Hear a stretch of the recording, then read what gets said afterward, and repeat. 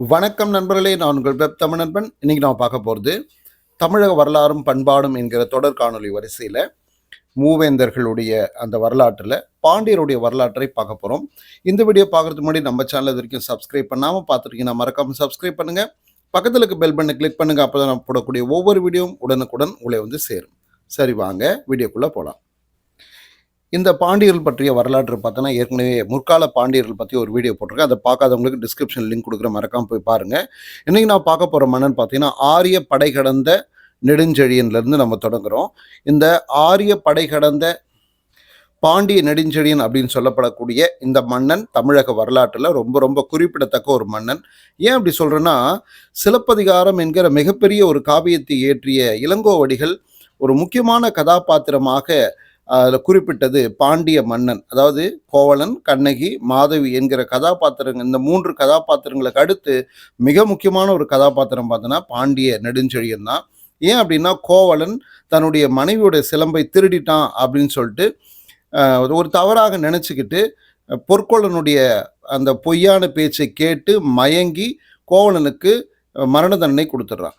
இந்த தீர்ப்பு வந்து தவறானது அப்படின்னு சொல்லிட்டு கண்ணகி வந்து கேட்பான்னு எதிர்பார்க்கல. ஆனாலும் வந்து வழக்குரைக்காதல கண்ணகி வந்து அந்த பாண்டிய மன்னனை எதிர்த்து வந்து கேள்வி கேட்குறான். அன்னைக்கெல்லாம் வந்து நேருக்கு நேராக அரசனை சாதாரண பொதுமக்கள் கேள்வி கேட்குற அந்த உரிமை வந்து இருந்தது. இன்னைக்கு மாதிரிலாம் கிடையாது. அப்படி நேருக்கு நேராக கேள்வி கேட்கும்போது தன்னுடைய நியாயத்தை எடுத்து சொல்றதுக்கு அவளுக்கு ஒரு வாய்ப்பு கிடைக்குது. அதை எடுத்து சொல்றா. அதை நிரூபிக்கிறதுக்கான ஒரு வாய்ப்பும் கிடைக்குது. அப்போதான் அந்த சிலம்பு எடுத்து உடைக்கிறா. பாண்டிய நாட்டுக்கே உரிய முத்துக்கள் இல்லாமல் கண்ணகி சிலம்பில் இருந்த மாணிக்க பரல்கள் தான் வந்து செதறுது. இதை பார்த்த உடனே அந்த மன்னன் வந்து சமாளிக்கலை. இன்றைக்கெல்லாம் வந்து என்ன பண்ணுவாங்க, அப்படி ஏதாவது ஆட்சியாளர்கள் மேலே வழக்கு தொடுத்தாலோ ஏதாவது குற்றம் சாட்டினாலோ அதை மழுப்பிடுவாங்க. ஆனால் பாண்டிய மன்னன் அப்படிலாம் இல்லை. நம்முடைய தமிழ்நாடு தமிழ் மன்னர்கள் வந்து அந்த மாதிரிலாம் இல்லை. நீதி, நேர்மை, நியாயம்லாம் அப்படி தான் வாழ்ந்திருக்காங்க. அப்படிப்பட்ட அந்த மரபில் வந்ததுனால யானோ அரசன் யானே கல்வன் அப்படின்னு சொல்லிட்டு உயிரை விட்டுறான். அதாவது தவறான ஒரு தீர்ப்பு கொடுத்து ஒரு உயிரை நான் எடுத்துட்டேன், அதனால நான் வந்து ஒரு அரசனா அப்படின்னு சொல்லி தனக்குத்தானே கேட்டுக்கிறான். நான் அரசனே கிடையாது. அப்படிப்பட்ட ஒரு தவறான நீதி வழங்கி என்னுடைய மரபுக்கு, என்னுடைய பரம்பரைக்கே நான் வந்து ஒரு அவமானத்தை தேடி கொடுத்துட்டேன். அதனால் வந்து யானே கல்வன், உண்மையிலே நான் தான் வந்து திருடேன், ஒருத்தனுடைய உயிரை வந்து திருடிட்டேன், அதனால் வந்து நான் உயிரோடு இருப்பது சரி கிடையாதுன்னு சொல்லிட்டு அங்கேயே வந்து உயிர் விடுகிறான். அரசியல் பிழைத்தோருக்கு அறம் கூற்றாகும் அப்படின்ட்டு இளங்கோவடிகள் அதை வச்சு தான் வந்து எழுதியிருந்தார். அப்படிப்பட்ட ஒரு நேர்மையான ஒரு மன்னனாக, ஆமாம் என் பக்கம்தான் தப்பு இருக்குன்ட்டு ஒத்துக்கிட்டு இறந்து போன ஒரு மன்னனாக கதையில் காட்டப்படுற அந்த பாண்டிய நெடுஞ்செழியன் உண்மையிலேயே முதலாம் நெடுஞ்செழியன் என்று சொல்லக்கூடிய ஆரிய படை கடந்த நெடுஞ்செழியன். அந்த மன்னனுடைய பட்டத்து ராணி தான் வந்து கோப்பெருந்தேவி. இவங்களுடைய வரலாற்றை நம்ம வந்து விரிவாக வந்து சொல்லலாம். ஏன்னா அந்தளவுக்கு நிறைய செய்திகள் இருக்குது. இவங்களே வந்து சிலப்பதிகாரத்தில் நம்ம பார்த்தோம் அப்படின்னா, அந்த மன்னன் இறந்த உடனே கணவனை இழந்தோருக்கு காட்டுவதில் அப்படின்னு சொல்லிட்டு அவங்க இறந்து போவாங்க. அதாவது கணவன் இல்லாமல் உயிர் வாழ முடியாது, அப்படி அந்தளவுக்கு வந்து ஒரு பாசத்தோட பற்றுதலோடு அன்னைக்கு இருந்திருக்காங்க. அதனால் அவள் உடனடியாக என்ன பண்ணுறா, அவளும் வந்து ஒரு கற்புக்கரசி அந்த அந்த வகையில் வந்து நம்முடைய முன்னோர்களாக சேர்த்துருப்பாங்க. அப்படி உடனே வந்து உயிர் விடக்கூடிய அந்த பெண்ணாக கோப்பெருந்தேவி இருந்திருக்காங்க. இந்த மன்னர் பார்த்திங்கன்னா கடைச்சங்க காலத்து பாண்டிய மன்னர்களில் ஒருத்தராக தான் சொல்கிறாங்க. இன்னும் கொஞ்சம் நம்ம ஆராய்ந்து பார்த்தோம் அப்படின்னா வந்து இந்த சிலப்பதிகாரம் கதைக்கும் இந்த ஆரிய படை கடந்த நெடுஞ்செழியனுக்குமான அந்த தொடர்பு, எப்படி இந்த மன்னனுடைய வரலாற்றை வந்து இளங்கோவடிகள் எழுதினார், இல்லை சீத்தலை சாத்தனார் எப்படி இந்த கதையை சொன்னார் அப்படின்றதெல்லாம் நம்ம தெளிவாக தெரிஞ்சுக்கலாம்.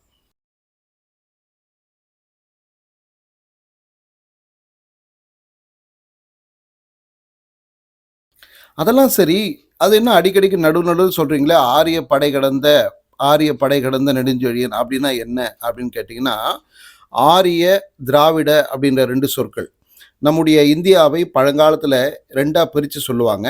அதாவது ஆரிய நாடு, திராவிட நாடுன்னு சொல்லுவாங்க.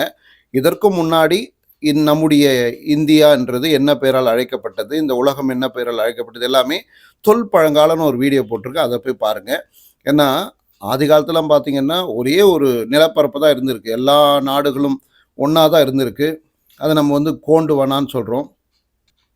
அந்த கோண்டுவானால லெமூரியான்ற ஒரு கண்டம் இருந்தது. அந்த கண்டத்துல தான் உயிர்கள்லாம் தோன்றியது அப்படின்னு சொல்லுவாங்க. அப்பல்லாம் வந்து இந்த மொழி பிரச்சனை, இன பிரச்சனை, ஜாதி பிரச்சனை, மத பிரச்சனை எதுவுமே கிடையாது. எல்லாமே வந்து ஒண்ணா தான் வாழ்ந்தாங்க.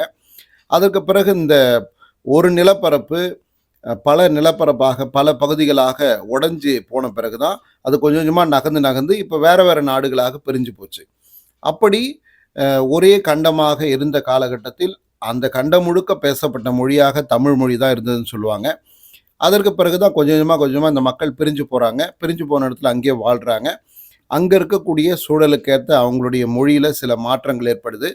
மீண்டும் அவங்க நம்முடைய சொந்த மண்ணுக்கே, அதாவது இந்த லெமூரியா கண்டம், இப்ப இருக்கக்கூடிய இந்தியா, அ குறிப்பா வந்து தமிழகம், அதை சுத்தி இருக்கக்கூடிய பகுதிகள்.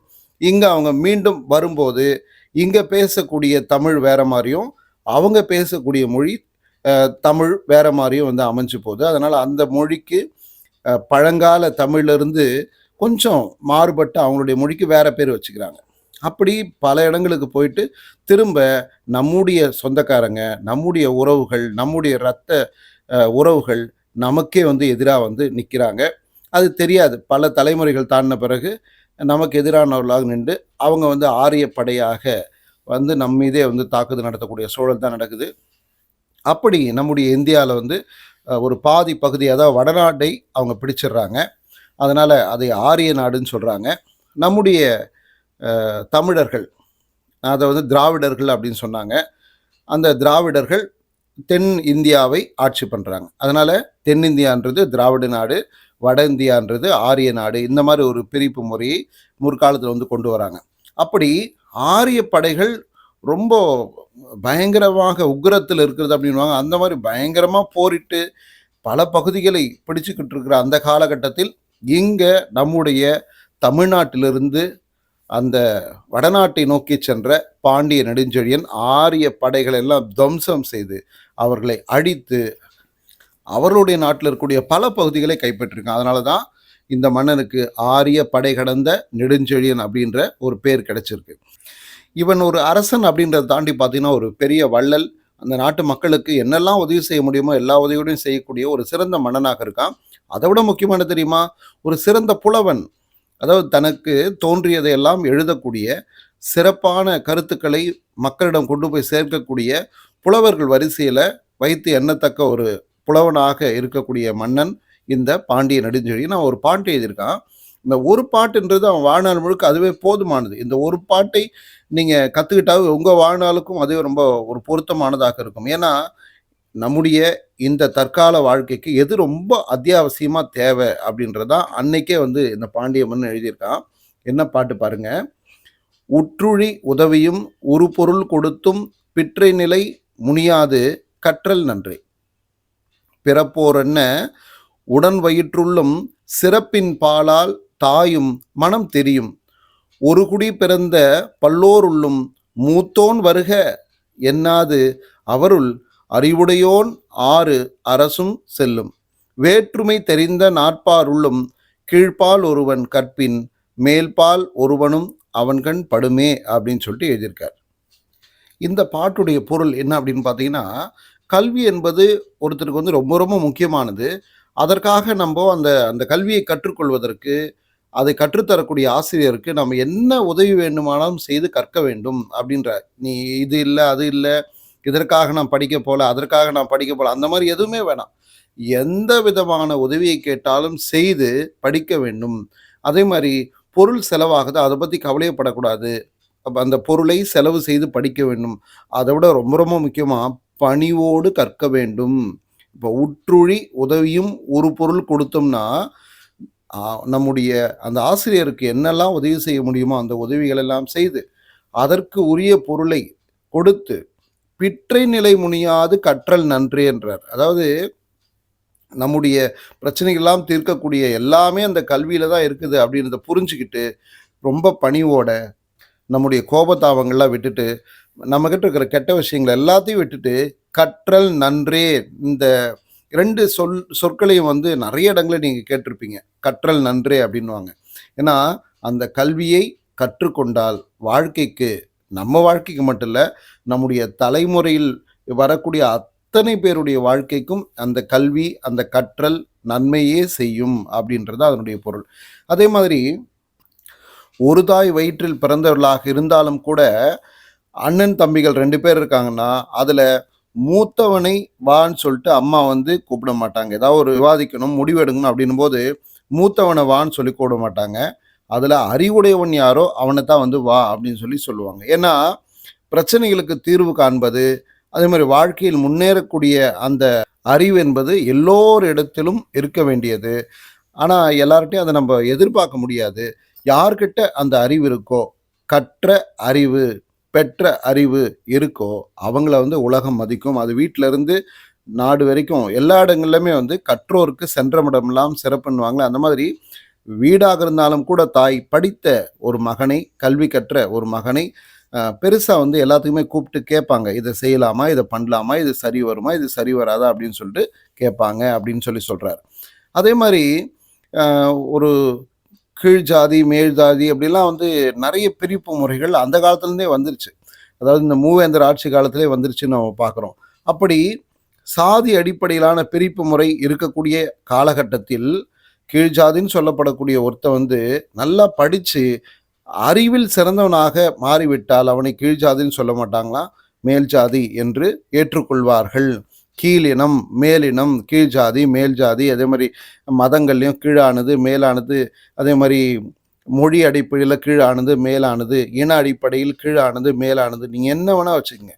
எப்படிப்பட்ட பிரிப்பு முறைகள் இருந்தாலும் கூட, கல்வி கீழ இருக்கிற ஒருத்தர மேல கொண்டு வரும்.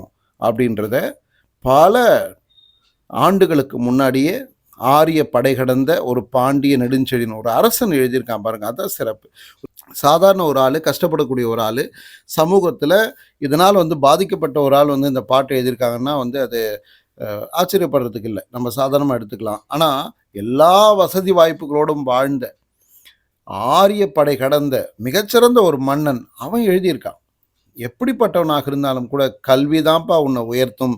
அதனால படி, படி, படின்றத ஒவ்வொரு அடி அடியாக எழுதி இந்த சமூகத்துல அறியாமையில் இருக்கக்கூடிய மக்கள் மீது ஒரு அடிய போடுறார் இந்த ஆரிய படை கடந்த நெடுஞ்செழியன். அதனால இத கேட்டுக்கொண்டிருப்பவர்கள் மாணவர்களாக இருந்தா நிச்சயமாக படி, படி, படின்னு உங்க மனசுக்கு வந்து சொல்லி படிக்க வைங்க. அப்பதான் வாழ்க்கையில படி, படி, படியா நீங்க மேல முன்னேறி போக முடியும். அடுத்ததா நான் பார்க்க போற பாண்டிய மன்னன் தலையங்கானத்து செருவென்ற பாண்டிய நெடுஞ்செழியன். பாண்டிய நெடுஞ்செழியன் என்று சொல்லப்படக்கூடிய இந்த அரசர்கள்ல ரொம்ப குறிப்பிடத்தக்க மன்னன் இந்த தலையங்கானத்து செருவென்ற பாண்டிய நெடுஞ்செழியன். சின்ன வயசுலேயே இவருடைய அப்பா கிட்ட இருந்து இவருக்கு அரசாட்சி கிடைக்குது. சின்ன வயசுலேயே கிடைச்சதுனால நிறைய செய்திகளை இவர் வந்து தெரிஞ்சுக்க முடியுது. நிறைய அனுபவம் கிடைக்குது. அதன் மூலமாக நிறைய போர்களை செஞ்சு வெற்றிகளை குவிச்சிருக்காரு. மக்களுக்கும் நிறைய நன்மைகளை செய்திருக்கார். இவர் வந்து சின்ன பையன் அப்படின்றதுனாலே வந்து சிறுவர்களுக்கு வந்து ஐம்படை தாலி அப்படின்ற ஒன்று கழுத்தில் அணிவிப்பாங்க. அந்த ஐம்படை தாலியை கழுத்திலிருந்து கழட்டாமலே வந்து போருக்கு போன ஒரு மன்னன் அப்படின்னு சொல்லிட்டு இந்த தலையங்கானத்து செருவென்ற பாண்டிய நெடுஞ்செழியனை சொல்லுவாங்க. சரி, அது என்ன தலையங்கானம், ஏன் அவனுக்கு அந்த மாதிரி ஒரு பேர் வந்தது அப்படின்னு சொல்லி பார்த்தீங்க அப்படின்னா, இந்த பாண்டிய மன்னனை இவன் சின்ன பையனா இருக்கானே, இவனை எதிர்த்து அழித்து விடலாம் அப்படின்ற எண்ணத்தோடு நிறைய பேர் வந்து முயற்சி பண்றாங்க. அப்படி முயற்சி பண்ணவங்கள குறிப்பிடத்தக்கவர்கள் பார்த்தோன்னா, சேர நாட்டு மன்னனும், சோழ நாட்டு மன்னனும் எல்லாம் வந்து சுத்தி வளைச்சு இவனை வந்து ஒரு இடத்துல வந்து தாக்குறாங்க. சோழ நாட்டை ஆண்ட ராஜசுயம்பேட்ட பெருங்கிள்ளி அப்படின்ற மன்னனும், சேர நாட்டை ஆண்ட மாந்தரன் சேரல் இரும்பறை அப்படின்ற மன்னனும், கொங்கு நாட்டை ஆண்ட திதியன், அப்புறம் எழியன், எருமையூரான், இளங்கோவேல், பொருணன், இந்த மாதிரி குறுநில மன்னர்கள், அதாவது சேர சோழ என்கிற பெருநில மன்னர்களும் மற்றும் இருக்கக்கூடிய குறுநில மன்னர்கள் எல்லாரும் சேர்ந்து ஒட்டு மொத்தமாக போயிட்டு ஒரு பாண்டிய மன்னனை வந்து தாக்குறாங்க. அந்த தாக்குதல் நடத்தக்கூடிய இடம் பார்த்தீங்கன்னா தலையங்கானம் என்று சொல்லப்படக்கூடிய இடம். அந்த இடத்துல எல்லாரையுமே வந்து தோற்கடித்து வெற்றி வாகை சூடுகிறான் இந்த பாண்டிய நெடுஞ்செழியன். அதனால அந்த பெரு வெற்றி பெற்ற அந்த ஊருடைய பெயரை, தலையங்கான் என்ற ஊருடைய பெயரை தன்னுடைய பெயரோடு சேர்த்து அவர் வந்து தலையங்கானத்து செருவென்ற பாண்டியன் என்று அழைக்கப்படுகிறார். இப்படிப்பட்ட இந்த மன்னன் இன்னும் நிறைய வெற்றிகளை வந்து பெற்றிருக்கான். பல பகைவர்களை அழிச்சிருக்கான். பகைவர்கள்லாம் வந்து அதுக்கப்புறம் அவனை பார்த்தாவே தெரிச்சு ஓடுவாங்க. அந்த மாதிரியான வெற்றி பெற்றவன். சேர நாட்டை சேரர்கள் கையிலேருந்து வந்து தனியாக சண்டை போட்டு பிரித்து வாங்குறான். முசிறியில் சேர நாட்டை வென்று தன்னுடைய நாட்டோடு சேர்த்து கொள்கிறான். அதே மாதிரி குட்டுவர்னு சொல்லப்படக்கூடியவங்களையும் வந்து போர்க்களத்தில் தோக்கடித்து அவங்களுடைய நாடுகளையும் வந்து பறிச்சுக்கிறான். அந்த மாதிரி பல நாடுகளை வெற்றி கொண்டு தன்னுடைய நாட்டோடு சேர்த்து ஒரு பெரும் பேரரசாக மாற்றிய பெருமை இந்த தலையங்கானத்து செருவென்ற பாண்டிய நெடுஞ்சனுக்கு சேரும். அதனால் திறமை அப்படின்னும் போது அதாவது சிறுசு பெருசெல்லாம் கிடையாது. அதனால் பாரதியார் சொன்ன மாதிரி ஒரு சின்ன நெருப்பு துண்டு அப்படின்றது பெரும் காட்டை எரிக்கக்கூடியது. அதனால் அந்த நெருப்புக்கு சின்னது பெருசு அப்படின்ற பேர்லாம் நீங்கள் வைக்காதீங்க. அதனுடைய அந்த பவர் இருக்கு இல்லையா, அது வந்து ரொம்ப பெருசு. அதனால் அதை யாராலும் தடுக்க முடியாது, அழிக்க முடியாது. போல் இந்த சின்ன பையன் தானே அப்படின்னு சொல்லிட்டு நெருங்கின எல்லாமே வந்து பொசுக்கியிருக்கான் இந்த பாண்டிய நெடுஞ்செழியன்.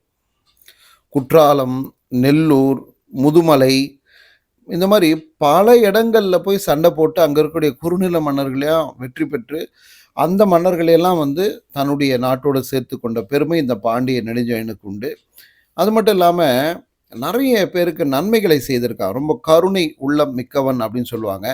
ஏன்னா போர் பாசறையில் காயம் பெற்றிருக்கக்கூடிய அந்த வீரர்களை, அந்த மிருகங்களை போய் ரொம்ப இரக்கத்தோடு பார்க்கக்கூடிய ஒரு மன்னனாக இந்த மன்னன் இருக்கா. அதே மாதிரி இரவெல்லாம் தூங்காமல் பாவம் இல்லை, நமக்காக இவ்வளோ பேர் செத்து போயிட்டாங்களே, அதே மாதிரி இவ்வளோ பேர் வந்து அடிபட்டிருக்காங்களே, இந்த மிருகங்கள்லாம் வந்து எப்படி சாப்பிடும், எப்படி தூங்குன்ட்டு அப்படி யோசிக்கக்கூடிய ஒரு கருணை மிக்க ஒரு மன்னனாக இவனை வந்து இருந்திருக்கான்.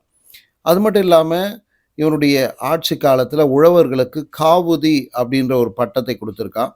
அதே மாதிரி சிறந்த போர் வீரர்களுக்கு பொன்னால் செய்யப்பட்ட தாமரை பூவை கொடுத்துருக்கான். இதுதான் வந்து இந்த காலத்தில் பத்மஸ்ரீ அப்படிலாம் வந்து கொடுக்குறாங்க இல்லையா, அது பத்மம்னா தாமரை. இந்த மரபை தோற்றுவித்தவன் யாருன்னா அந்த பாண்டிய நெடுஞ்செழியன் தான். சிறந்த போர் வீரர்களுக்கு பொன்னால் செய்யப்பட்ட தாமரை பூவை கொடுத்துருக்கான். அதே மாதிரி பழிக்கு அஞ்சக்கூடியவனாக, மற்றவர்கள் உதவி செய்யக்கூடியவனாக இருந்திருக்கான்.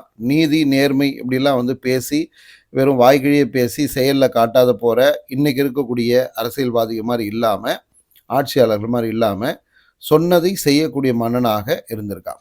அதே மாதிரி ஆட்சிக்கு உதவக்கூடிய நாட்பெரும் குழு அப்படின்ற ஒன்று உருவாக்கியிருக்கான். அது மட்டும் இல்லாமல் ஐம்பெரும் குழு அப்படின்றதும் உருவாக்கியிருக்கான். 5 அரசர்களை வைத்துக்கொண்டு அரசாண்ட ஒரு மன்னன்றதுனால ஐம்பெரும் குழு வச்சுருந்துருக்கான். அடுத்து ஓவியர்களை இவனுடைய காலகட்டத்தில் கண்ணுள் வினைஞர் அப்படின்னு குறிப்பிடுறாங்க. அதுக்கப்புறம் கம்மியர் முதலான கலைஞர்களெல்லாம் போற்றிய ஒரு மன்னனாக இருந்திருக்கான். மதுரையில் ஓணா நன்னாள், அதாவது திருவோண திருநாள் அப்படின்ற ஒரு திருநாளை கொண்டாடிய மன்னன் யாருன்னா இந்த பாண்டிய நெடுஞ்செழியன். 10 பாட்டில் மாங்குடி மருதனார் பாடின மதுரை காஞ்சி, அதே மாதிரி மதுரை கணக்காய மகனார் நக்கீரர் பாடின நெடுநல்வாடை, ரெண்டுத்துக்குமே வந்து பாட்டுடை தலைவன் ஹீரோ யாருன்னா நம்முடைய பாண்டிய நெடுஞ்செழியன் தான். நான் மிகப்பெரிய ஒரு பாடல் கொண்ட ஒரு நூலாக இருக்கக்கூடிய அந்த மதுரை காஞ்சியில் இவனுடைய வரலாற்று தான் வந்து சொல்லியிருக்காங்க. அதே மாதிரி படிக்க படிக்க இனிமையை தரக்கூடிய நூலாக இருக்கக்கூடிய நெடுநல்வாடைக்கும் கதாநாயகனாக இருக்கக்கூடியவன் யார் அப்படின்னா இந்த பாண்டிய நெடுஞ்செழியன் தான். அது மட்டும் இல்லாமல் இந்த அரசனும் புலவனாகவும் இருந்திருக்கான். இவனுடைய பாட்டு பார்த்தீங்கன்னா ஒரே ஒரு பாட்டு எழுதியிருக்கான். புறநானூறில் 72வது பாட்டு அது இடம்பெற்றிருக்கு. ஒரே பாட்டு தான் எழுதியிருக்கான்னு சொல்கிறதுக்கு காரணம் என்னென்னா அது மட்டும் தான் நமக்கு கிடைச்சிருக்கணும். நிறைய பாட்டு கூட அவன் எழுதியிருக்கலாம். நமக்கு கிடைச்சது ஒரே ஒரு பாட்டு. இவனுடைய ஆற்றலையும் இவனுடைய கொடைத்திறனையும் இவனுடைய நல்ல மனசையும் நிறைய புலவர்கள் வந்து புகழ்ந்து பாடியிருக்காங்க. கிட்டத்தட்ட 20 புலவர்களால் பாடப்பட்ட ஒரு மன்னன் அப்படின்னா வந்து இந்த பாண்டிய நெடுஞ்செழியன் தான் குறிப்பிடும். ஏன்னா வந்து ஒரு சிறந்த ஒரு அரசனாக இருக்கக்கூடியவனை அக்கம் பக்கம் இருக்கக்கூடிய புலவர்கள் வந்து போற்றி அவனை வந்து புகழ்ந்து எழுதுவது வழக்கம். ஆனால் 20 புலவர்கள் அப்படின்றது ஒரே நாட்டில் இருக்க மாட்டாங்க. அப்போ வெவ்வேறு நாடுகளில் இருக்கக்கூடிய புலவர்கள்லாம் கூட இந்த மன்னனுடைய சிறப்பை பாராட்டி வந்து சொல்லியிருக்காங்கன்னா அப்போ இந்த பாண்டிய மன்னன் எந்த அளவிற்கு ஒரு அரசாட்சி செஞ்சுருக்கணும், எந்த அளவுக்கு மக்களுக்கு உதவி பண்ணியிருக்கணும், எந்த அளவுக்கு இலக்கியத்திறம் மிக்கவனாக இருந்திருக்கணும் அப்படின்னு பார்த்துங்க. அதனால் தலையங்கானத்து செருவென்ற பாண்டிய நெடுஞ்செழியனும் இந்த பாண்டிய மரபில் ரொம்ப ரொம்ப குறிப்பிடத்தக்க ஒரு அரசனாக இருந்திருக்கான். இன்னும் நிறைய அரசர்களை பற்றிய தகவல்கள் நம்ம பார்க்கலாம். இது வரைக்கும் பார்த்த தகவல்கள்லாம் உங்களுக்கு பிடிச்சுன்னா லைக் பண்ணுங்கள், ஷேர் பண்ணுங்கள், கமெண்ட் பண்ணுங்கள். இது வரைக்கும் சப்ஸ்கிரைப் பண்ணாமல் பார்த்துருக்கீங்கன்னா மறக்காமல் சப்ஸ்கிரைப் பண்ணுங்கள். நன்றி நண்பர்களே. நான் உங்கள் வெப் தமிழ் நண்பன். இதுக்கு முன்னாடி பாண்டியர்களை பற்றி ஒரு வீடியோ போட்டிருக்கேன். அதனுடைய லிங்க் வந்து டிஸ்கிரிப்ஷனில் கொடுக்குறேன்.